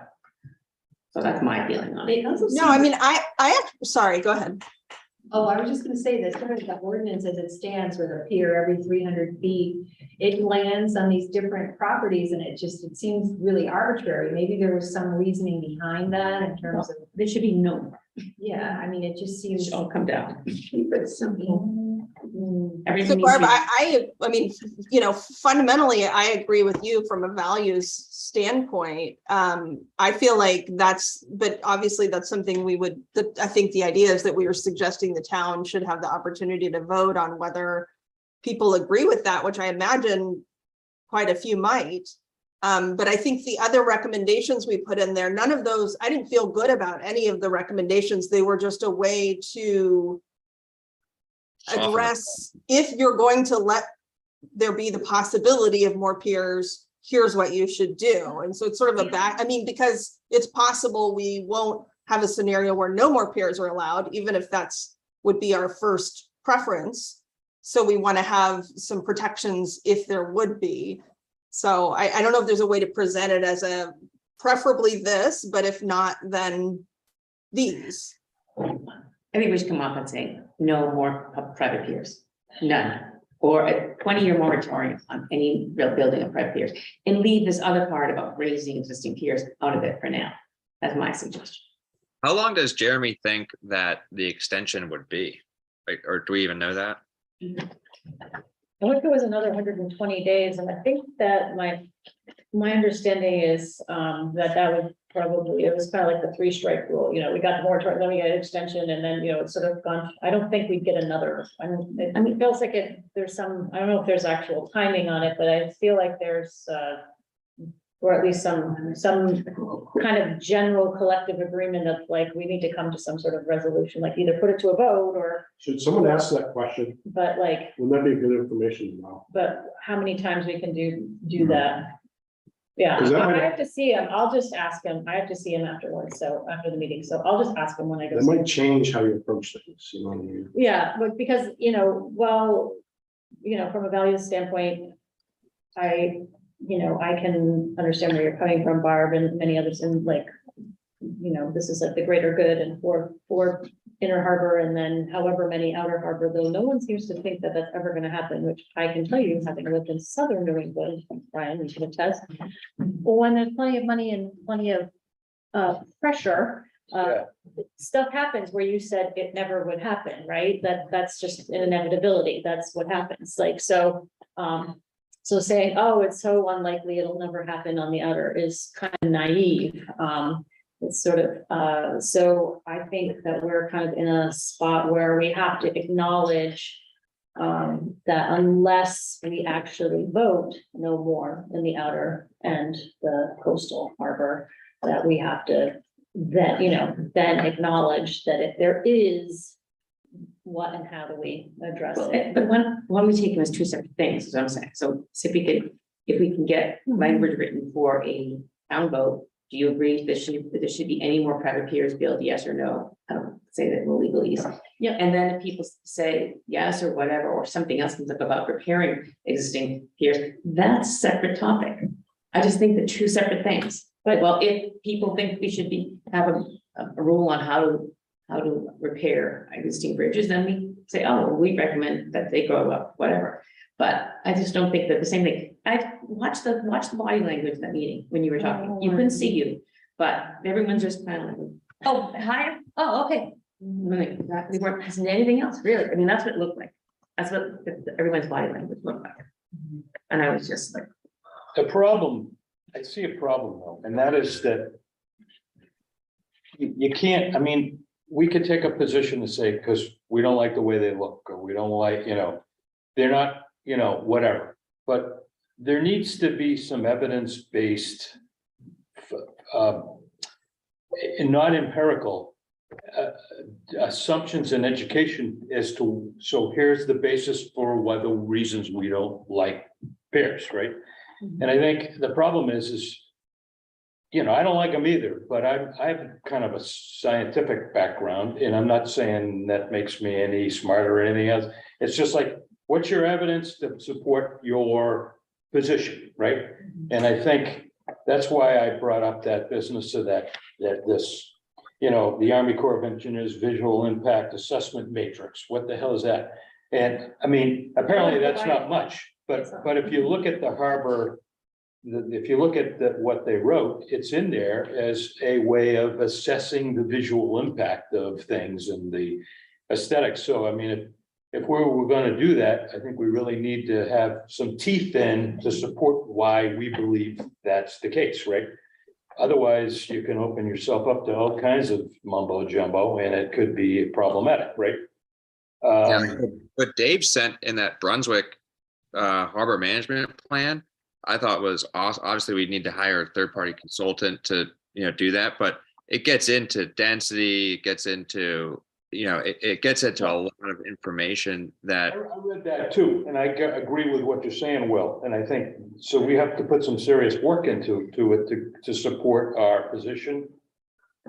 What if your position was no more piers until we prove that it does not? Well, that's a moratorium, right? Yeah, it's a moratorium. And that's okay. Then you open Yeah. up to prove that it doesn't harm anything, and then that's where the proof has to come from. Or it does, or it doesn't. but I don't know if you watched our last meeting but in our last meeting. No, I think- wasn't there. I know you, I don't know if you watched the video on that, but Allison brought up about how a previous harbor committee from 20. Oh, the harbor committee and the planning board. What year was it? 2015. 2015. Mhm. Harbor committee and the planning board both proposed there should be no more private piers ever at In all. the outer harbor, yeah. Yeah. Because there were no benefit to the public and they were ugly. And they didn't enhance the town or the harbor at all. And it didn't end up going to a town vote, unfortunately. But there was the planning board and the harbor committee both agreeing, they're ugly, they don't serve the public. And they don't. What does a private pier do for the public? Nothing. Takes away harbor If you think of every. and impacts the environment negatively. So How Maybe could it you- creates shade, maybe, you know. So you don't, so, Right, so just being mindful that we have 10 minutes. Okay. I have other things. No, it's, we need to come up with a way to collectively and individually, like, move forward with this. I think it's super important that we acknowledge a position or concerns or something. But so, go ahead. I mean, yeah, I think that there are different ways to frame it, and there's no need to prove that peers are negative necessarily, because, you know, they aren't different peers. It's very different depending on the peer, depending on what it's affixed to, all these different things. But when you're looking at, I mean, for the outer harbor, what's the community benefit? We're not just talking about something that somebody can do on their own property that doesn't impact any others. We're talking about giving people permission to do something in shared public space. Exactly. So and they'll come back and they'll say, oh no, property owners own until the low water mark. And that's true in Maine. However, it is subject to significant qualifications, which is the right that everybody has to access the intertidal zone for fishing, fouling, and navigation.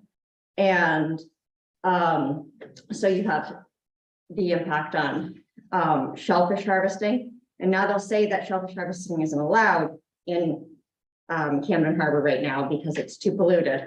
And so That's not forever.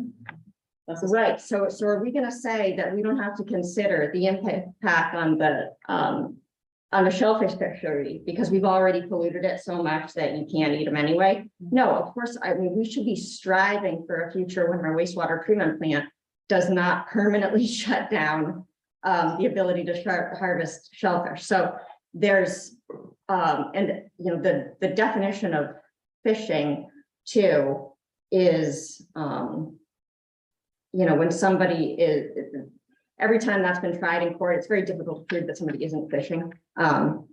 And so, you know, and then navigation, well, navigation, the definition of that and what it means to people changes over time. It used to be just like you can't impede the passage of these massive vessels that are coming in to trade. Well, people make their money in different ways now. I access that area to take pictures of wildlife that, you know, then could be like a means of sustenance for somebody. So I think we need to say that if this is the position of the Conservation Commission, that there is no conservation benefit to private peers, that we can identify like a number of concerns that we have, ranging from people's ability to like access the intertidal zone. So far, what we haven't been able to prove is that people can build piers and not have them fall apart and pollute the environment. So there are all these things, but we're talking, you know, the outer harbor is pretty simple. We're talking about a benefit to whether we should continue to offer a benefit to private property, you know, with they identified like supposedly 4 private property owners. How does the community benefit? Who else benefits from that? Probably the biggest impact is there's also the construction I was gonna say, impact. So, it's not just the pier, it's everything they gotta do around it to make the pier. and if there are gonna be, and almost every pier requires some kind of shoreline stabilization Right. project as well, which then robs the beach of sediment and all of these other things. So, but you don't have to go down that road entirely. It's the private properties, the way even our ordinance is now, that you don't have the right to build a pier by default. You have a right to submit an application, and then the harbor committee and the planning board and the select board all have to say that they determine there's no substantial impact in like all these designated areas. So there's already the presumption that the private property owner, the applicant wanting to build, has to prove that there isn't a negative impact. So all this group would need to say is that there's you're not seeing any benefits. If there are benefits to piers, the benefits are with public piers. And if you take the remaining space that we possibly have and you add 4 more, maximum length private piers to the outer harbor, doesn't that make it even harder to get in, say, if we get to the point where we're ready for a public pier somewhere off of our, one of our public access points?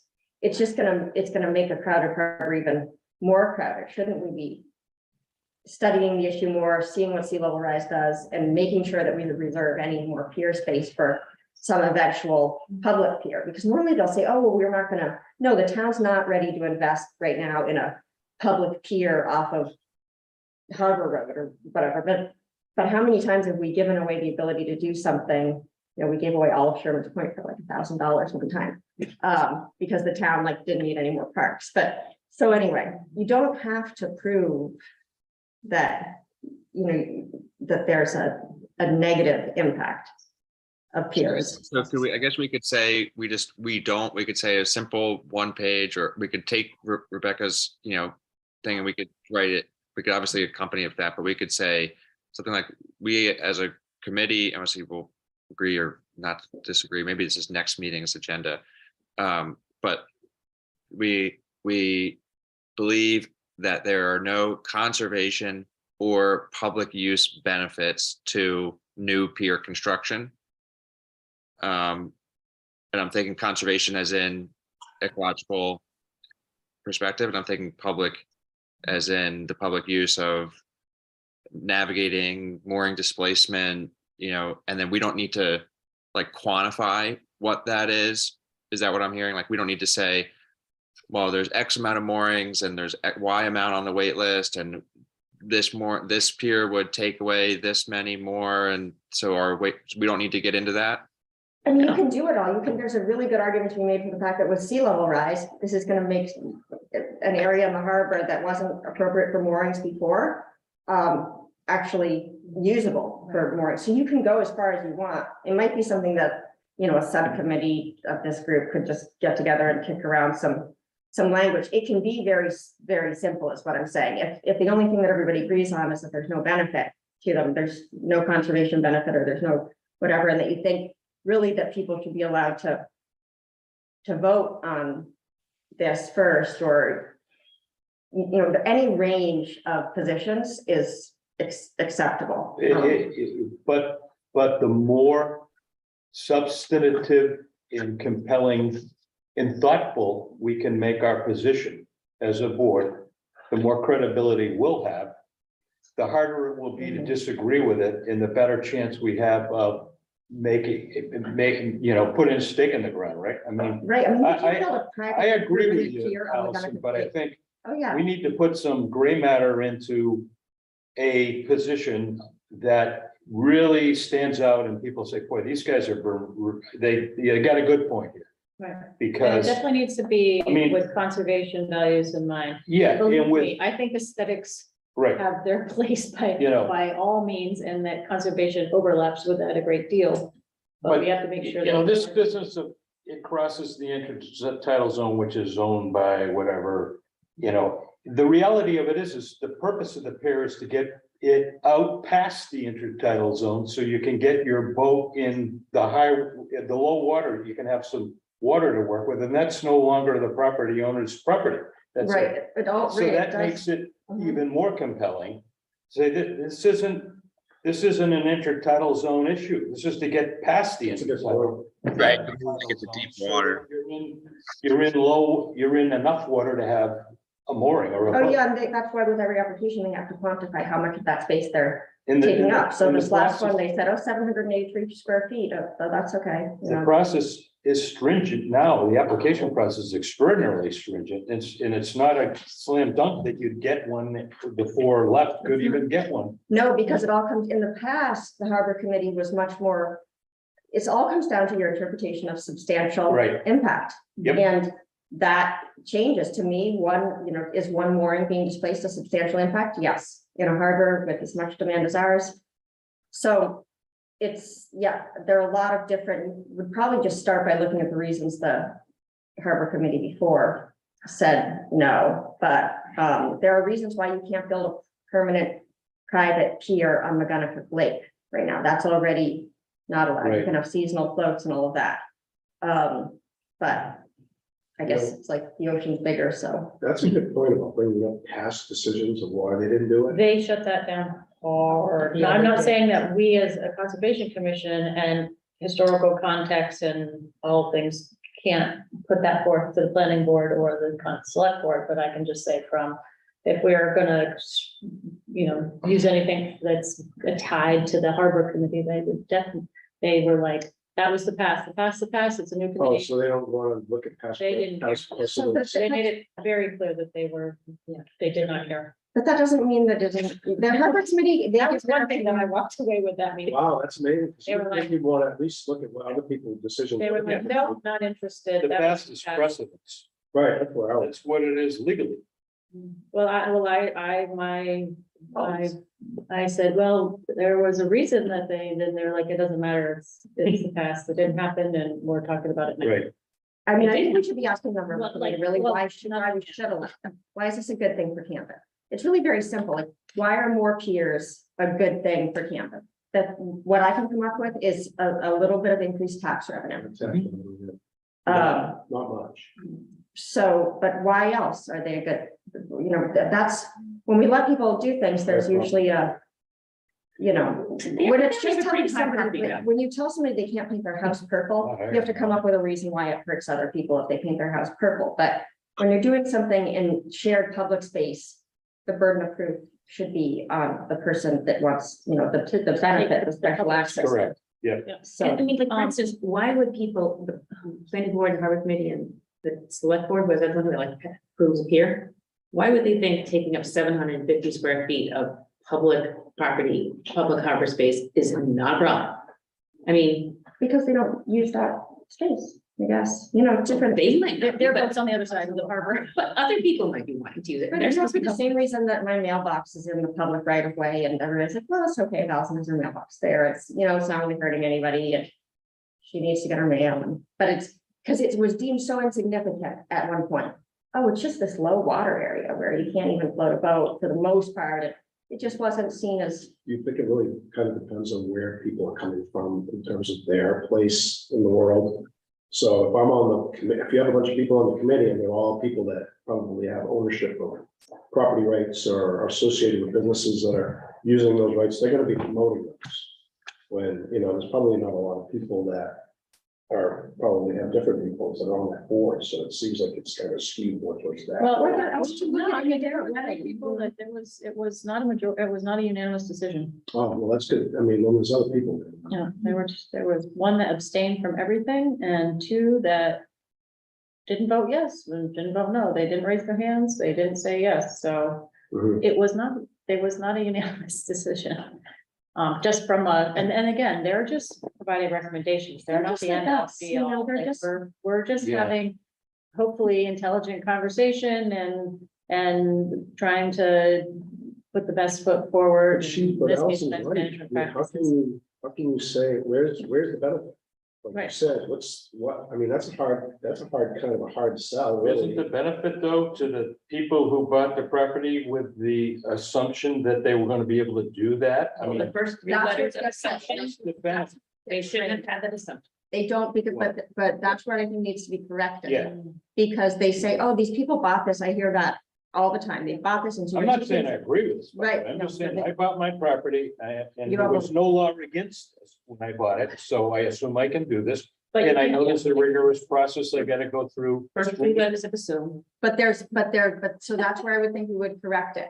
If That it's that was not, you say you can't. never a given. No, many people, I'll send you some old articles. Many people have been told no again and again to peers. Right. Because of the impact. So, they're angry people over the years that have said, this harbor committee, it's just they're gonna say no to every application. They find something with everything. So the history here has not been oh, I bought this and I should just assume that I can have the pier. You bought this knowing that you would have the right to try to prove that it had no negative impact on the community. that's all. Yeah. So. You bought it with you bought it with like, I would say you bought it with like the ability to submit a permit, right? Because it would need a permit for approval.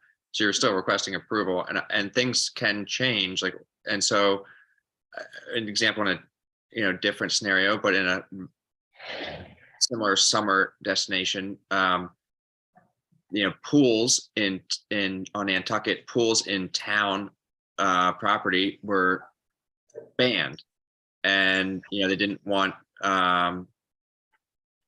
for environmental, but also community-based reasons, they didn't want pools to be, in the town, I guess, like town neighborhood, where previously you probably could put a pool in. And so, things change. And I think, you weren't able to, like on those properties, like Allison saying, you didn't buy the property saying, oh, I can definitely get a pool. You had to submit a permit to get a pool, so it's always been an approval process. Right. I mean, we used to get to put our sewage in the river, and then we decided that too much of that was happening, and we had to come up with new rules. Yeah. So I don't want to be the bearer of bad news, but we have extended our time here. So I think that unless there's some really pressing other thing that needs to be mentioned or updated, we will wrap up the meeting for today, and Barb will do her awesome minute taking and send those out. I will do an update. I'll change the date. I have a question about the next meeting. It's currently, I think, scheduled for February 22nd, which is school break week. And I just wondered, I won't be able to be there. We'll be out of town. It may not be an issue for any of you. So I just wanted to raise the. I'm putting Will on for the meeting. You want to do it the week Oh, that's after? right. I can't do it before that. Or the week after? Maybe. That'd actually be better for me too. I have highly likely I'll be doing things school vacation. I may be able to call in, but I'm not sure. Is March 1st possible? Hang on, let me look. I don't know why, but I have a meeting scheduled on the 28th of February. Is that? We just want to skip February and to meet in March. February's short month.